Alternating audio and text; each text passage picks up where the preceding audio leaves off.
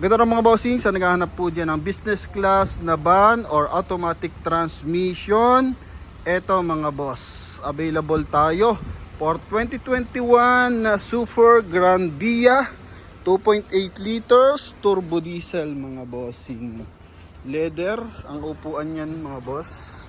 Naka-full kasa record 41,000 mileage mga bossing. So naka low mileage lang. Although hindi naman siya ganun ka low mileage, saktuhan lang yung takbo. So good for 10 seater to mga bossing ha. Yan, so presentable, in out mga boss. Okay. Price nila dito mga bossing is 2,620,000. Pero sa Promote PH makukuha mo to sa halagang 2,550,000 kasama yung transfer of ownership. Pearl white to mga bossing. So pagdating sa brand nyo, madalang po ang unit ng Super Grandia tsaka Super Grandia Elite mga boss. Okay, so made in Japan to mga bossing. Kaya sa mga buyer natin interesado, so pwede nyo kayo tumawag sa ating contact number na nasa screen. And eto na yung full review mga boss ha. So dito muna tayo sa ating front area. Naka projector headlight, LED na yan mga boss. Then ganun din yung kanyang fog light mga bossing. Chrome yung kanyang liner sa kanyang headlight. Yan, sa loob yan mga bossing. Tapos dito sa kanyang front grille, naka-chrome din. Hanggang sa baba mga bossing. Yan, so eto mga bossing is may liner pa ng chrome. Then may 2-eye na sensor. Yan, so nag-guide yan sa driver mga boss para maiwasan ang collision mga boss. Lalo pag may mga sumisingit. So malaki kasi to mga boss. And medyo malapad. So may mga blind spot to mga bossing, no? Then sa side, I think R17 to. Yan, silipin natin. Yung kanyang gulong mga boss, no?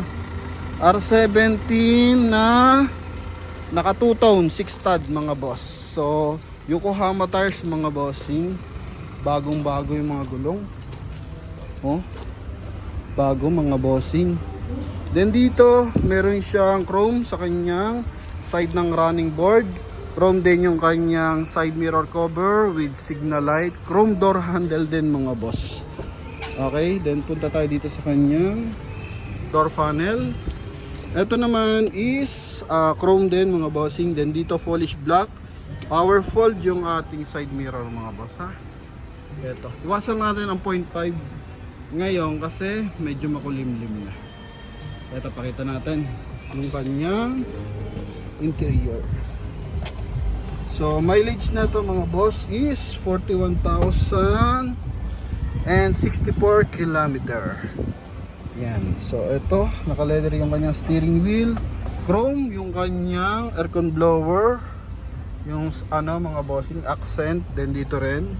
So lahat ng kanyang aircon blower mga bossing cover is meron siyang chrome accent. So automatic transmission. Naka 2 din audio system to mga boss.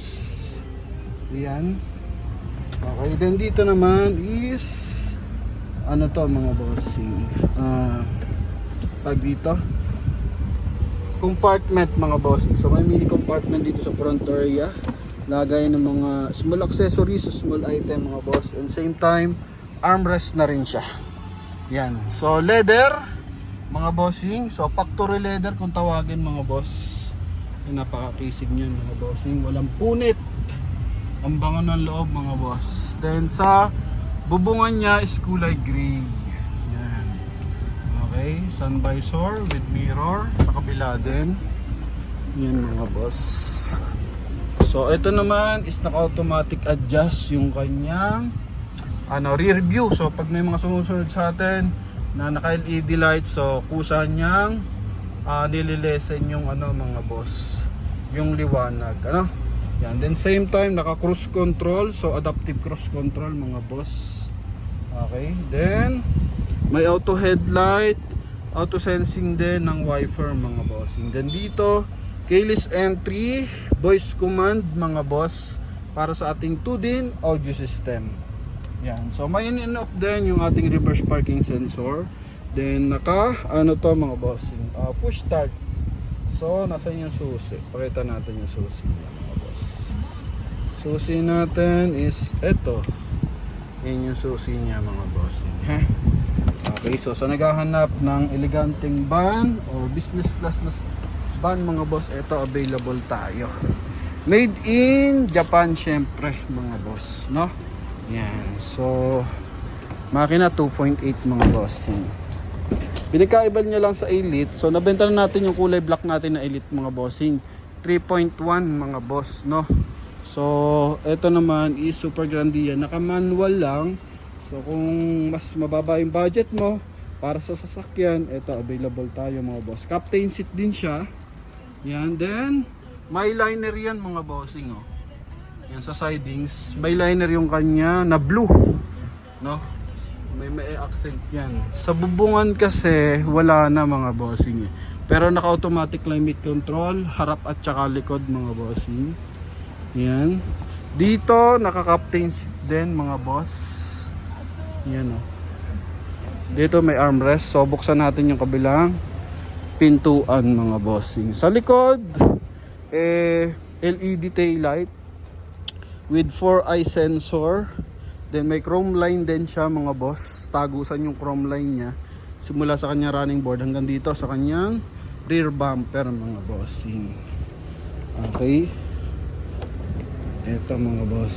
Then ito, apatan ang likuran na ito mga boss, no? So naka leather din yan. So kaya dito is pwede siyang hanggang 10 seater. Yan mga bossing. So wala man siya issue ng bangga, tsaka never namang binaha. So kararating lang na ito mga boss. Pero hindi pa nadidetail dito engine bay. So malinis lang talaga ang pagkakagamit, tsaka nakakasa maintain mga boss. Kaya ka naghahanap kayo ng van, eto maayos to mga bossing, oh. Pwede itong dalhin ng mga Boracay, Palawan mga boss. Ganito kasi mga hinahanap na unit doon mga bossing, kulay white. Yan, oh. Oh, sa naghahanap dyan ng van na kulay white mga boss, eto, ha? Okay, kabilang side. Yan, eto blind spot area to mga bossing. Ganda. So yan mga boss, as in presentable itong ating unit na to. Yung ating mga aircon din, pakita natin. Upo tayo dito mga boss. Ito mga boss, ito mga ilaw yan, eh. Yan mga boss, oh. Naka LED yan hanggang likuran, so may ilaw siya.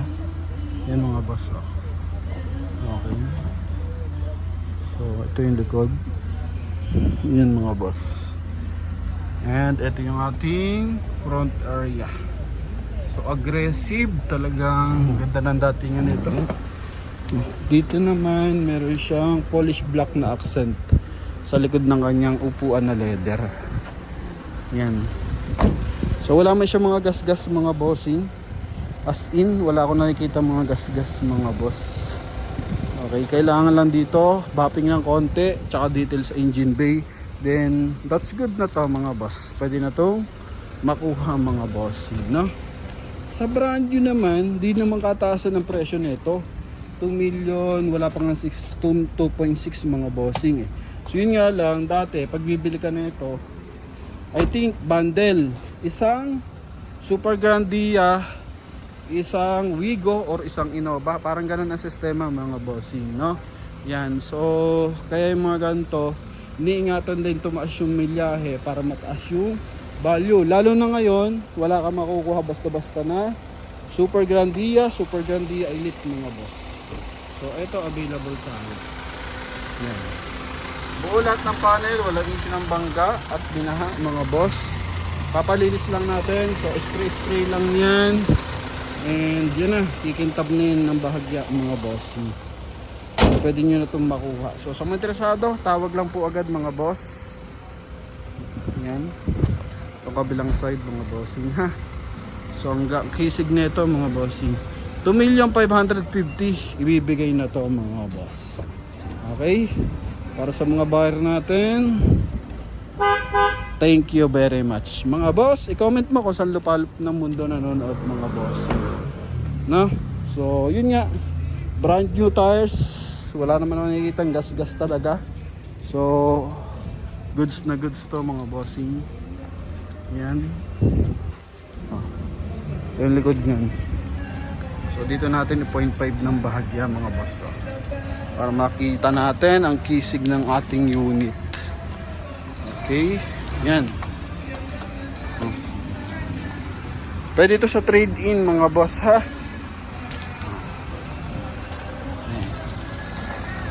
So, yun lang mga bossing sa mga buyer natin.